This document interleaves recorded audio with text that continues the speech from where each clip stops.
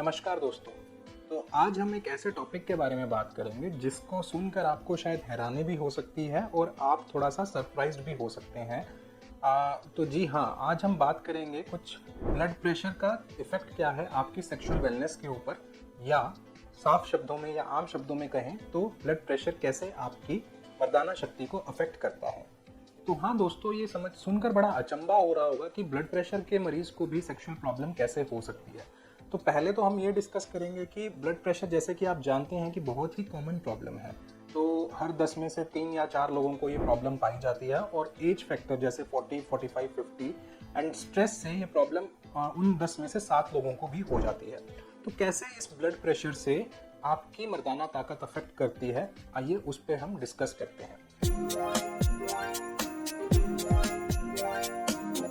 तो पहले तो ये जानना होगा दोस्तों कि ये ब्लड प्रेशर होता क्या है। तो ब्लड प्रेशर होता है कि आपका हार्ट आपके ब्लड को पंप कर रहा है पूरी बॉडी में, जिससे वो शरीर के हर अंग में पहुंचता है और उन्हें एनर्जी और न्यूट्रिशन प्रोवाइड करता है। तो जब हाई ब्लड प्रेशर की बात करते हैं तो हाई ब्लड प्रेशर का मतलब होता है कि आपकी धमनियों में जो ब्लड का प्रवाह है वो इतना ज़्यादा फ्लो कर रहा है कि उससे आपके प्रेशर की वजह से धमनियों का स्ट्रेचेबिलिटी यानी उनकी इलास्टिसिटी पावर कम हो जाती है, जिसकी वजह से आपकी जो ब्लड वेसल्स हैं वो स्टिफ हो जाती हैं, और इसी स्टिफनेस की वजह से जो एंड ऑर्गन तक यानी लास्ट ऑर्गन तक ब्लड जाना चाहिए उसका फ्लो कम हो जाता है। तो ऐसे में क्या होता है कि जब आपका ब्लड प्रेशर बढ़ जाता है तो वहां पर देखा गया है कि इसकी वजह से जो सबसे बड़ी कॉमन प्रॉब्लम सेक्स में आती है वो है इरेक्टाइल डिसफंक्शन, यानी तनाव अच्छे से ना होना, जिसका सबसे बड़ा कारण है कि जो आपको इरेक्शन आता है वो आपके ब्लड फ्लो की वजह से ही आता है, और अगर ब्लड का फ्लो कम हो जाएगा तो इरेक्शन प्रॉब्लम आएगी ही आएगी, जो कि 2 प्रकार से आ सकती है। या तो आपको जब भी सेक्स करने का मन करता है या जब आपका संभोग करने का मन करता है, तो या तो आपको उसमें परेशानी आती है कि आपका तनाव उतना अच्छा नहीं आ पाता जिससे कि आप पेनिट्रेट कर सकें, या तनाव आता है तो वो इतना लंबा नहीं रहता कि वो पेनिट्रेशन तक जा सके। तो ये दोनों ही प्रॉब्लम्स हो सकती हैं जो कि हाई ब्लड प्रेशर की वजह से आपको इरेक्शन डिफिकल्टी में कन्वर्ट कर सकती है। तो ये भी समझना जरूरी है दोस्तों कि ब्लड प्रेशर आज बढ़ गया तो इसका मतलब ये नहीं है कि मुझे ये प्रॉब्लम आज ही हो जाएगी। तो ये थोड़े बॉडी में स्लो चेंजेस होते हैं, ग्रेजुअल चेंजेस होते हैं, इसीलिए बॉडी आपको सिम्टम्स भी देती है कि अगर 1 साल से आपका ब्लड प्रेशर कंट्रोल में नहीं है, 1-1.5 साल से आप दवाई नहीं खा रहे हैं, तब जाके ये सिम्टम्स आते हैं। इसीलिए एक्सेस टाइम रहता है ताकि समझा जाए कि बॉडी को कैसे आप अपना ब्लड प्रेशर कंट्रोल में कर सकते हैं। सेकंड होता है लो ब्लड प्रेशर, जिसको बोलते हैं हाइपोटेंशन।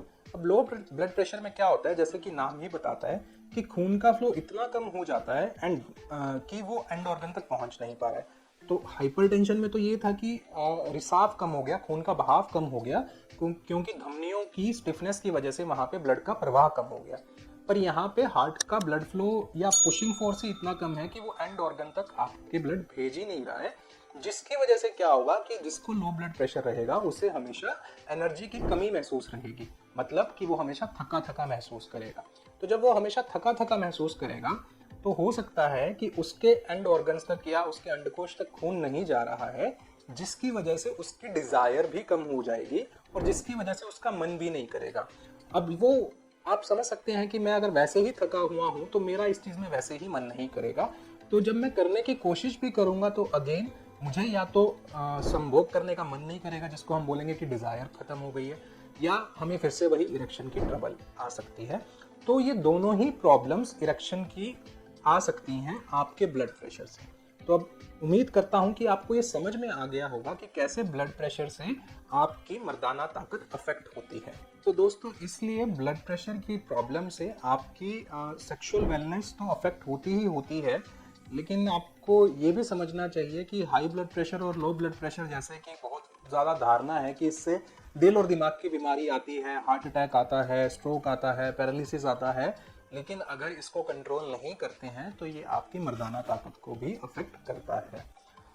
तो आपको मैं यही बोलना चाहूँगा कि अगर प्रेशर की प्रॉब्लम है, ब्लड प्रेशर की दिक्कत है, तो अपने डॉक्टर को तो दिखाना ही दिखाना है, लेकिन उसके साथ हम आज कुछ ऐसे टॉपिक्स या ऐसे चीज़ों के बारे में डिस्कस करेंगे जिससे कि आप थोड़ा सा ब्लड प्रेशर अपने आप कंट्रोल कर सकते हैं, जैसे कि कुछ डाइटरी मॉडिफिकेशन या लाइफस्टाइल फैक्टर्स से।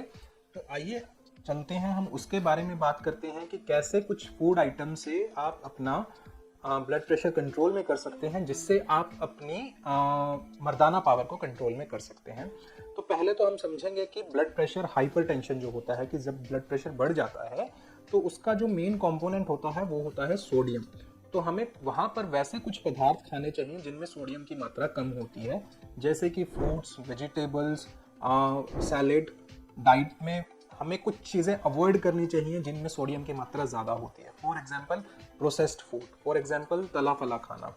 उसके अलावा हमारे नमक का सेवन हम कम कर सकते हैं, हम सोडियम फ्री सॉल्ट यूज़ कर सकते हैं। तो ये हमें देखना है कि जिन मरीजों को हाइपरटेंशन की दिक्कत है तो वो अपना सोडियम इंटेक कंट्रोल में कर सकते हैं और कुछ वैसे फूड आइटम्स कंज्यूम कर सकते हैं जिसमें सोडियम स्टेबल होता है।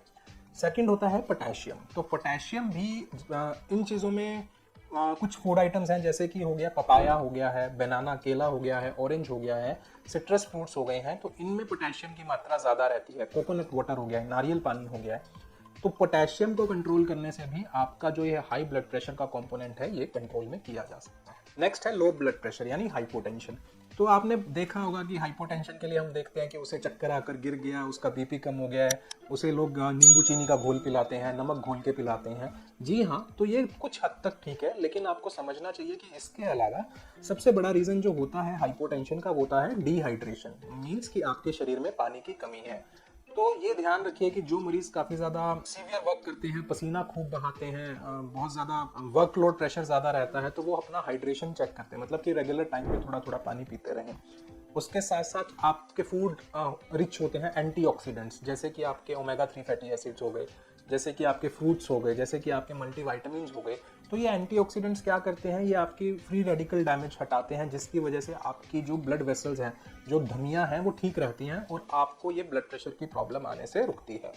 तो ये कुछ ऐसे तरीके हैं जिससे आप अपना रेगुलर ब्लड फ्लो कर सकते हैं। उसमें स्लीप और एक्सरसाइज का भी उतना ही इम्पोर्टेंट पार्ट है। तो हम ये रिकमेंड करते हैं कि 6 से 8 घंटे की रेगुलर स्लीप होनी चाहिए। आपको 20 से 30 मिनट का रेगुलर फिजिकल एक्टिविटी करना चाहिए, जिससे आपका ब्लड फ्लो अच्छे से मेंटेन रहता है। तो इसके अलावा साइंटिफिक इन्फॉर्मेशन से और स्टडीज से ये भी पता चलता है कि प्रोटीन और हाई फाइबर डाइट से भी आप अपना ब्लड प्रेशर कंट्रोल कर सकते हैं, जिसमें आपको अगेन आपके ब्लड और स्मोकिंग और अल्कोहल का इंटेक भी कम करना चाहिए। तो दोस्तों, मैं उम्मीद करता हूँ कि ये वीडियो आपको बहुत ही रोचक लगा होगा, आपको बहुत ज़्यादा आज बहुत नई जानकारी प्राप्त हुई होगी। और अब आपको ये समझना ज़रूरी है कि सही आहार और सही डाइट का भी आपकी बॉडी पे अफेक्ट पड़ता है, और इसी सही आहार से आपकी सेक्सुअल हेल्थ और मर्दाना ताकत पर भी फ़र्क पड़ता है।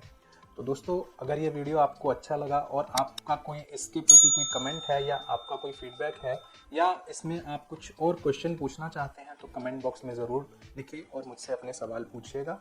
उम्मीद करता हूँ कि ये वीडियो और ये इन्फॉर्मेशन आपको काफ़ी पसंद आई होगी। फिर चाहते हैं कि हम ऐसे ही वीडियोस और बनाते रहें, या आपको कुछ और अधिक जानकारी चाहिए तो ज़रूर लाइक करें और कमेंट करें। स्वस्थ रहिए, मस्त रहिए। Thank you.